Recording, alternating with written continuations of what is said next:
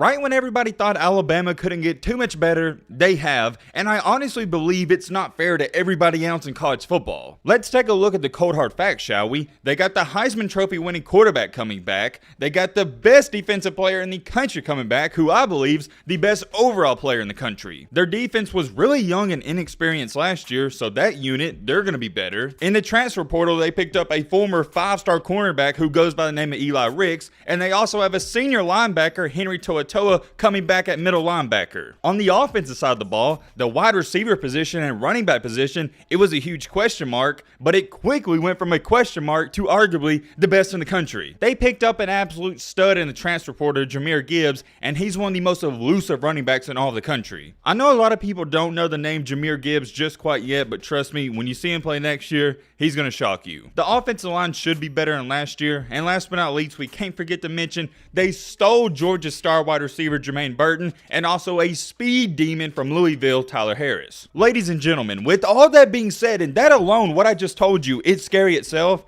Alabama has a new secret weapon, and he's even more terrifying. Let me make this very, and I mean very clear. This isn't a guy that's going to produce here and there. He's going to be a big-time star. The crazy part about it is not too many people know who he is. We're going to talk all about it in today's video. We also got another topic to talk about, and that's Ohio State once again, but this time it's CJ Stroud. It's not something he's done off the field. It's something he's done off the field, and I think it's rather interesting, and you're going to want to stick around. If you like the content, I'd greatly appreciate it. If you go down there, hit that subscribe button. It really means a lot to me whenever we gain new subs. We're also on the road to 200K, so if you want to help us out, I'd appreciate it. And now without further ado, let's get into it. Okay, I just checked. We're 120 subs away from 190K. So let's see if we can hit 190K from this video. Now, let's get into it.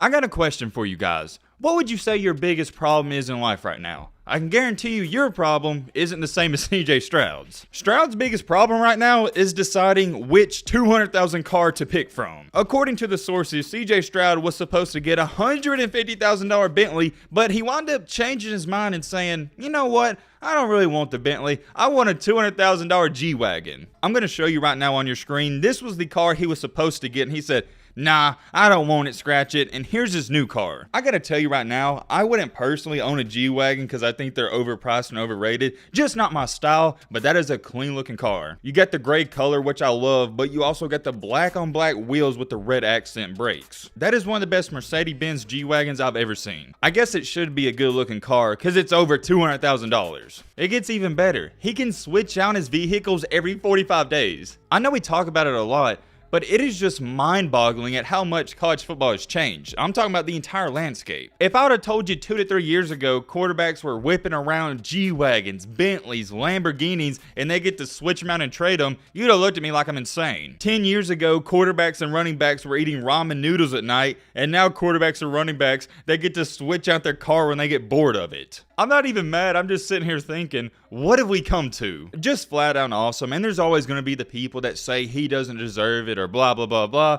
but here's my counter argument. He's bringing in way more than $200,000 to Ohio State. If you have a good quarterback and a quarterback on the level of a Bryce Young or CJ Stroud, they're probably worth about 15 or 20 million. So yeah, $200,000 car, that's a lot, but it's not their value. I do want to bring that up. Let me know your thoughts on that down below. I love the car, CJ, and congratulations. Okay, I was going to move on, but I just saw a picture of the inside, and man, would you look at that.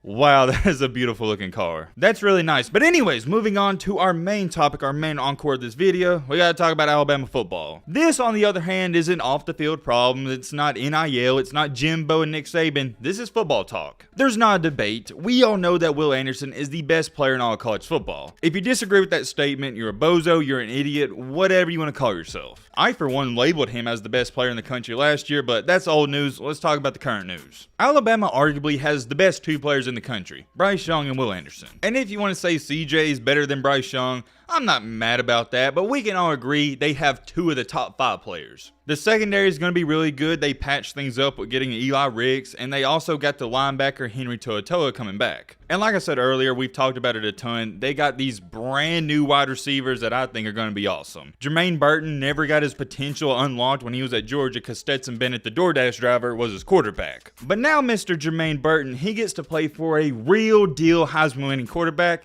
and I think he's going to have an awesome year. And if that wasn't enough, they also picked up Tyler Harris from Louisville. And the cherry on top is Alabama's other wide receivers. It's not like they were scrubs. They're also 4- and 5-star recruits. They're just young. I know what you're sitting there saying. Yo, Matt, I already know that stuff. And that's my point exactly. Everybody in the country knows Alabama's got Bryce Young, Will Anderson, a linebacker coming back, a new cornerback that came in, and a new running back that came in. That's all supposed to be really good. There's no reason for me, you, or anyone to believe the offense isn't going to be really good like last year, if not better. For the defense, it's a different story. Last year I even stated it. They weren't even average at times, they were bad. But as the year continued to slowly progress, you could tell that experience, it started to kick in. In the second half of the year and all throughout the playoffs, the defense wasn't just average, I thought they were borderline good. Make no mistakes about it, I do not think they were great, and that would be delusional to say, but they were great at times. The biggest flaw in Alabama overall for the defense was they was extremely inconsistent and they got way too many penalties. They also dealt with some bad injuries, and one of those injuries being to Drew Sanders, who was a pretty solid defensive end. Whenever he got hurt, nobody knew what Alabama was going to do or who they were going to fill in. Because on one side of the defensive edge, you had Will Anderson, and whenever everybody started getting hurt, they just started triple teaming them. But whenever they started tripling and double teaming Anderson, a new guy emerged, and this guy's a stud. That player I'm referring to goes by the name of Dallas Turner. As a true freshman last year, he had 8.5 sacks for Alabama. But nobody even noticed it or talked about him because Will Anderson was getting all the attention. I'm going to remind you and say it again.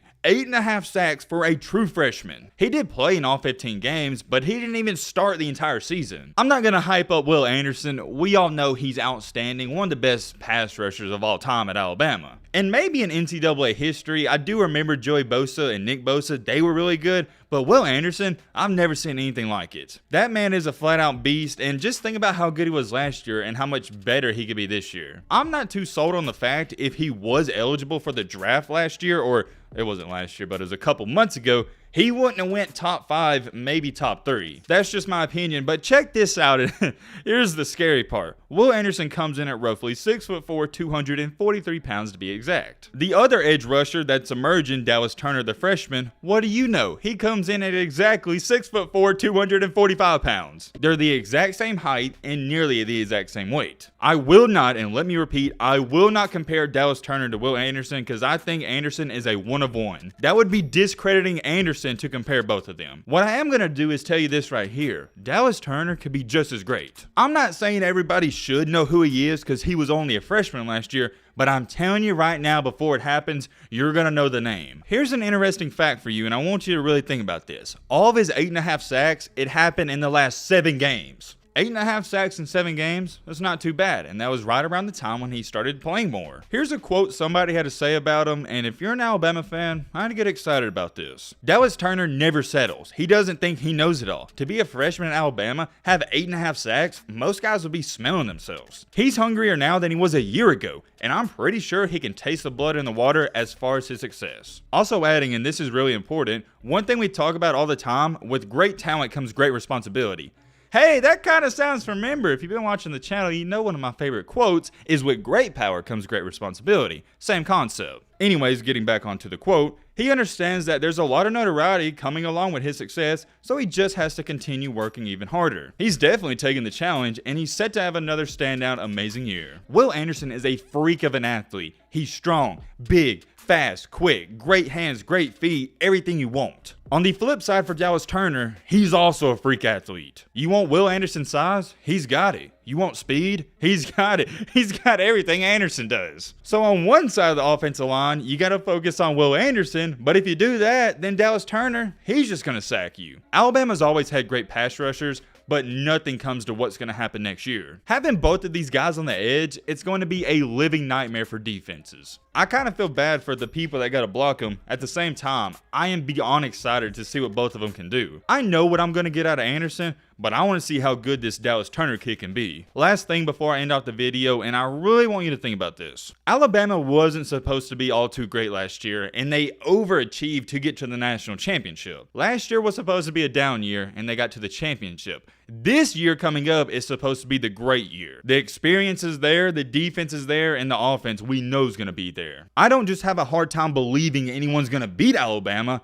I have a hard time believing too many teams are even going to compete with them. There's one thing for sure. Next year's going to be good. Let me know your thoughts down below. But what up,